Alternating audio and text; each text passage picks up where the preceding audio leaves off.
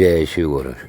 प्रिय श्रोताओं, आप देख रहे हैं वाल्मीकि रामायण और आज सुनेंगे वाल्मीकि रामायण का भाग 92 तथा अरण्य कांड का भाग 7।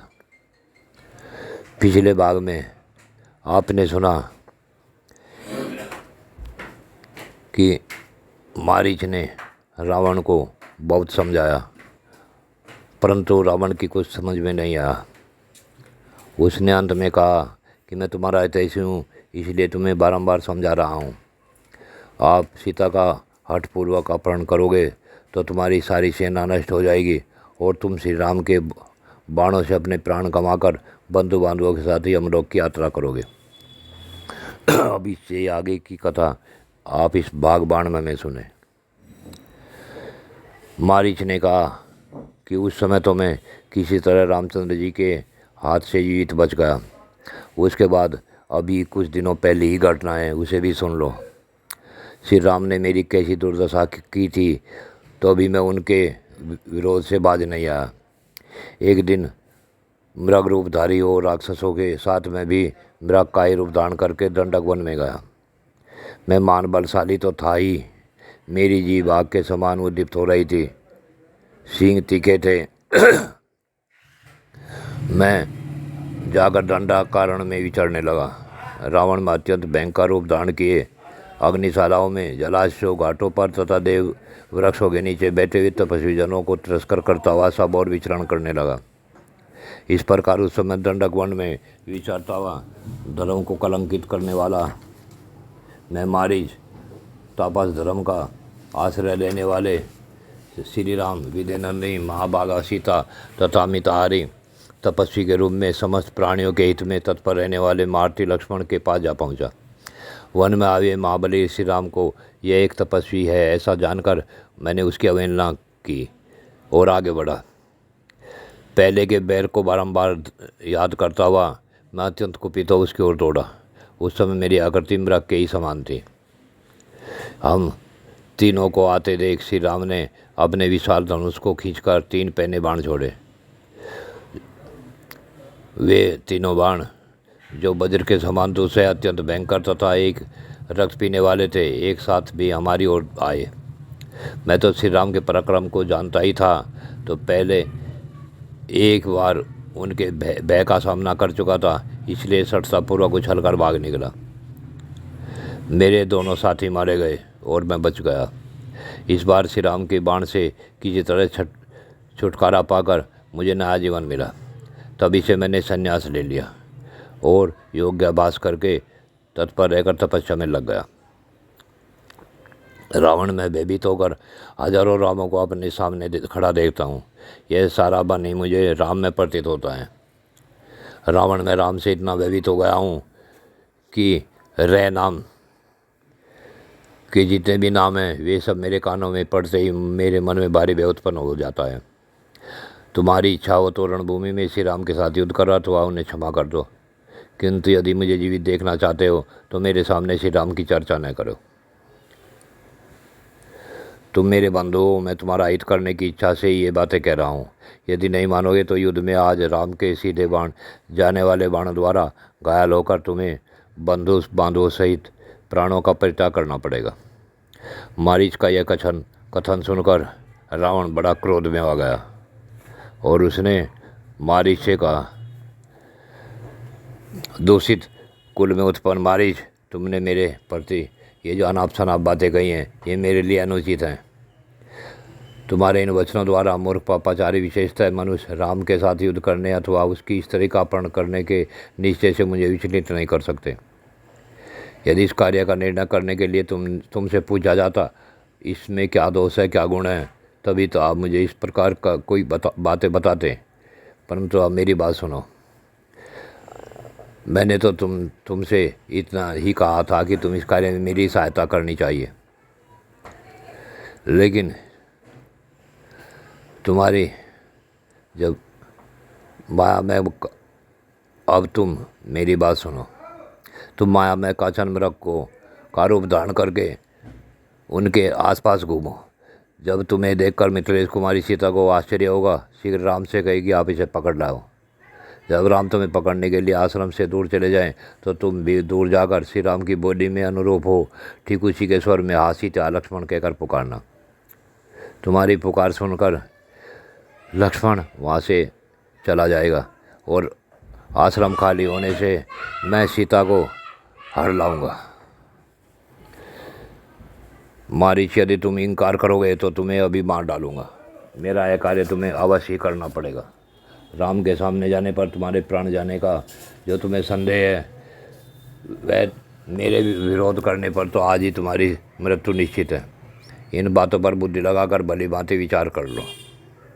रावण ने जब राजा की भांति उसे ऐसी प्रतिकूल आज्ञा दी तब मारीच ने निशंक होकर उस राक्षस से कठोर वाणी में कहा, निशाचर, किस पापी ने तुम्हें पुत्र, राज और मंत्रियों सहित तुम्हारे विनाश का यह मार्ग बताया है? रावण निश्चय ही वध के योग तुम्हारे वे मंत्री हैं जो तुम्हें कुमार्ग पर ले जा रहे हैं, परंतु जिनके तुम क्रूर, दुर्बुद्धि और अजितेंद्रिय राजा हो, वे सब राक्षस राम के साथ युद्ध करने से अवश्य नष्ट हो जाएंगे। श्री रामचंद्र जी मुझे मारकर तुम्हारा भी शीघ्र ही वध कर डालेंगे, क्योंकि शत्रु के द्वारा मारा जाकर प्राण त्याग करूँगा तो मुझे जरूर ही सद्मार्ग मिलेगा, लेकिन तुम जैसे राजा के हाथ से बलपूर्वक प्राण दंड पाने पर मैं कष्ट ही भोगूंगा। निशाचर, मैं तुम्हारा हितैषी हूँ, इसलिए तुम्हें पाप कर्म से रोक रहा हूँ, किंतु तुम्हें मेरी बात सहन नहीं हो रही है। सच है, जिसकी आयु समाप्त हो जाती है वह पुरुष किसी भी सुहृदों की कही हुई हितकर बातें स्वीकार नहीं करता। रावण से इस प्रकार कठोर बातें कहकर उस निशाचर ने राज के भय से दुखी हुए मारीच ने कहा, चलो चलें। रामचंद्र जी के साथ पराक्रम दिखाकर कोई जीवित नहीं लौटता। तुम यमदंड से मारे गए हो, यही समझ लो बस। मारीच के उस वचन को से राक्षस रावण को बड़ी प्रसन्नता हुई। उसने कहा कि यह तुमने वीरता की बात कही, क्योंकि अब तुम मेरी इच्छा के यशवर्ती हो गए हो। पहले तुम में से किसी दूसरे राक्षस का आवेश था। तुम्हारे जिम्मे एक ही काम है, विदेह कुमारी सीता के मन में अपने लिए लोभ उत्पन्न करना और उसे लुभाकर तुम जहाँ चाहो वहाँ जा सकते हो। दोनों ने दंडकारण्य में प्रवेश किया और मारीच सहित राक्षस राज रावण ने श्री रामचंद्र जी का आश्रम देखा। उस समय उसने देखने में बड़ा ही अद्भुत रूप धारण कर लिया। सीता को लुभाने के लिए विचित्र धातुओं से विचित्र मनोहर एवं दर्शनीय रूप बनाकर वे निशाचर उस रमणीय वन तथा श्री राम के उस आश्रम को प्रकाशित करता हुआ सब और उत्तम घासों को चरने और विचरने लगा। सीता के समीप आते समय वह विचित्र मंडल पैंत दिखाता हुआ चारों ओर चक्कर लगाता था। उस वन में विचरने वाले वो दूसरे मृग थे, वे सब उसे देखकर पास आते और सूंघकर दसों दिशाओं में भाग जाते थे। सीता ने वैसा मृग पहले कभी नहीं देखा था। वह नाना प्रकार के रत्नों का ही बना हुआ जान पड़ता था। उसे देखकर जनक किशोरी सीता को बड़ा विस्मय हुआ। उस मृग को देखकर मन ही मन बहुत प्रसन्न हुई और उसने अपने पति श्री राम और देवर लक्ष्मण को हथियार लेकर आने के लिए पुकारने लगी। विदेह कुमारी सीता के द्वारा पुकारे जाने पर श्री राम और लक्ष्मण वहाँ आए और उस स्थान पर सब और दृष्टि डालते हुए उन्होंने उस समय उस मृग को देखा। उसे देखकर लक्ष्मण के मन में संदेह हुआ और वे बोले, भैया मैं तो समझता हूँ कि इस मृग के रूप में वह मारीच नाम का राक्षस ही आया है। पुरुष सिंह यह अनेक प्रकार की माया जानता है। इसकी जो माया सुनी गई है वह इसी प्रकाशमान मृग रूप में परिणत हो गई है। हे रघुनंदन पृथ्वीनाथ, इस भूतल पर कहीं भी ऐसा विचित्र रतन में मृग नहीं है। अतनी संदेह है माया ही है।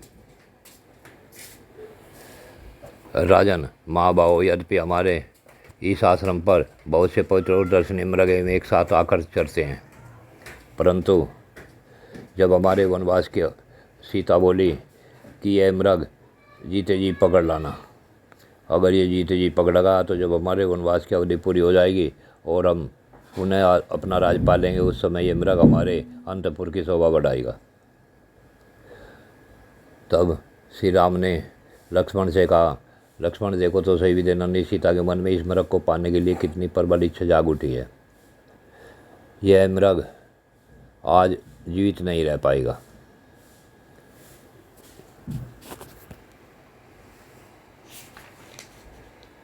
लक्ष्मण, तुम मुझसे जैसा कह रहे हो, यदि वैसा भी है मृग हो, यदि राक्षस की माया ही हो, तो भी मुझे इसका वध करना ही चाहिए।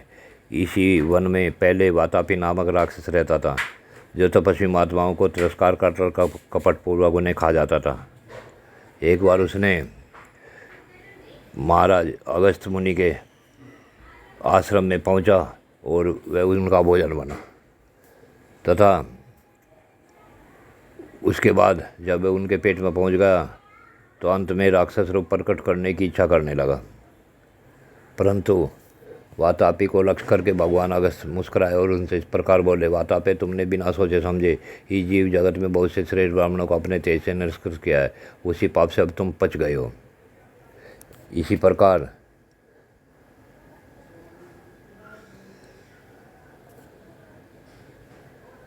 जैसे वातापी अगस्त के द्वारा नष्ट हुआ, उसी प्रकार अब मारीच मेरे सामने आकर अवश्य मारा जाएगा।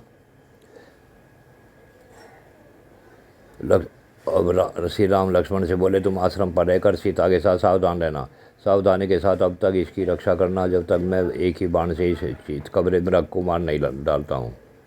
मारने के पश्चात इसका चमड़ा लेकर मैं शीघ्र ही लौट आऊँगा। लक्ष्मण को इस प्रकार आदेश देकर श्री रामचंद्र जी ने सोने की मुठ वाली तलवार कमर में बांध ली।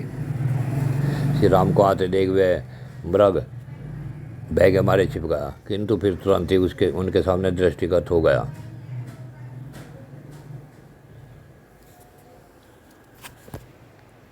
इस प्रकार कभी वह मृग सामने आ जाता और कभी वह छिप जाता। इस प्रकार भागते भागते वह बहुत दूर निकल गया। तब श्री राम जब थक गए तो एक जगह खड़े होकर उन्होंने बाण चलाया। तब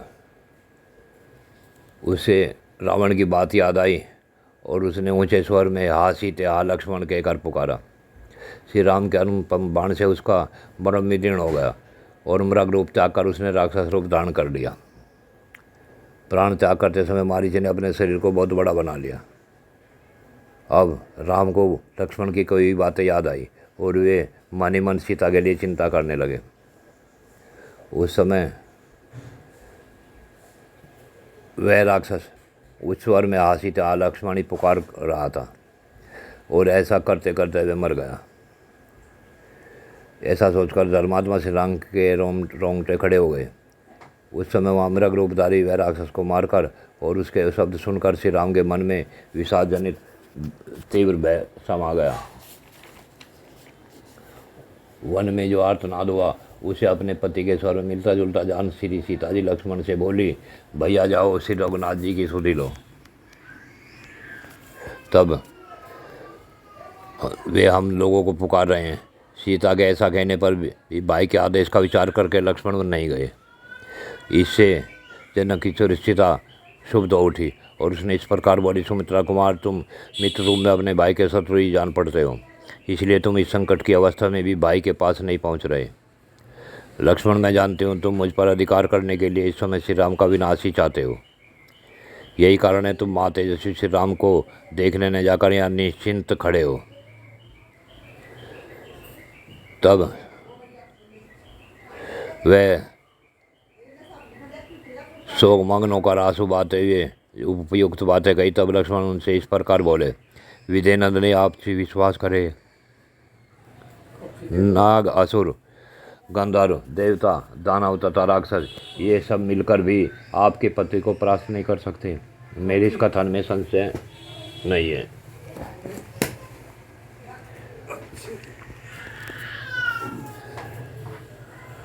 परंतु सीता ने जब इस प्रकार कठोर और रोंगटे खड़े कर देने वाली बात कही, तब जितेंद्रिय लक्ष्मण हाथ जोड़कर उनसे बोले, देवी, मैं आपकी बात का जवाब नहीं दे सकता, क्योंकि आप मेरे लिए आराधनीय देवी के समान हैं।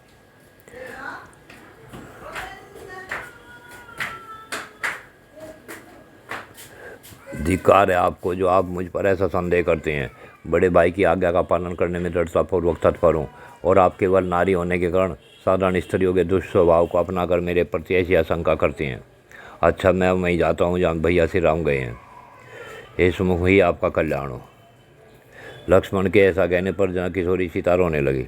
उसके नेत्रों में आंसुओं की तीव्र धारा बह चली। वे उन्हें इस प्रकार उत्तर देती हुई बोली, लक्ष्मण, मैं श्री राम को भी छोड़ जाने पर गोदावरी नदी में समा जाऊंगी, अथवा गले में फांसी लगा लूँगी, अथवा पर्वत के शिखर पर चढ़कर वहाँ से अपने शरीर को नीचे डाल दूँगी या तीव्र स्नान कर लूँगी। लक्ष्मण के सामने प्रतिज्ञा करके शोकमग्न होकर रोती हुई सीता अधिक दुख के कारण दोनों हाथों से अपने उदर को पर आघात करने लगी तथा छाती पीटने लगी। सीता के कठोर वचन कहने पर कुपित हुए लक्ष्मण श्री राम से मिलने की विशेष इच्छा रखकर शीघ्र ही वहाँ से चल दिए। लक्ष्मण के चले जाने पर रावण को मौका मिल गया, अतः वह सन्यासी का वेश धारण करके शीघ्र ही विजय कुमारी सीता के समीप गया। रावण उस वन में परिव्राजक का रूप धारण करके सीता के सामने आया। राम से बदला लेने का अवसर ढूंढने वाला रावण उस समय भिक्षु रूप में विजय कुमारी सीता के पास पहुंचा। उस समय सीता अपने पति के लिए शोक और चिंता में डूबी हुई थी। वो उस अवस्था में भव रावण भव रूप धारण करके उनके सामने उपस्थित हुआ और बोला, ये सुंदरी, आप कौन हैं? यहाँ गंधर्व देवता और किन्नर भी नहीं आते जाते, यह राक्षसों का निवास स्थान है, फिर तुम यहाँ कैसे आ गई? यहाँ वानर, सिंह, चीते, व्याघ्र, मृग, भेड़िए, रीछ, शेर और कंक रहते हैं, तुम्हें इनसे बहने क्यों नहीं हो रहा है? तब ब्राह्मण वेश में यहाँ पधारे हुए राक्षस को देखकर मैथिली ने अतिथि सत्कार के लिए उपयोगी सभी सामग्रियों द्वारा उनका पूजन किया। वे बोली, ब्राह्मण, यह चटाई है, इस पर इच्छानुसार बैठ जाइए। यह पैर धोने के लिए जल है, इसे ग्रहण कीजिए, और यह वन की उत्पन्न हुआ फल फूल आपके लिए ही तैयार करके रखा गया है, यहाँ शांत भाव से उसका उपयोग कीजिए। सीता को हरने की इच्छा से सन्यासी का रूप धारण करके आए हुए रावण ने उस समय जब विधेय राजकुमारी से इस प्रकार पूछा, तब उन्होंने स्वयं अपना परिचय दिया। मैं वे तो यदि सीता ने कहा कि ब्राह्मण, आपका भला हो, मैं भी मिथिला नरेश महात्मा जनक की पुत्री और अवध नरेश श्री रामचंद्र जी की प्यारी रानी हूँ। मेरा नाम सीता है।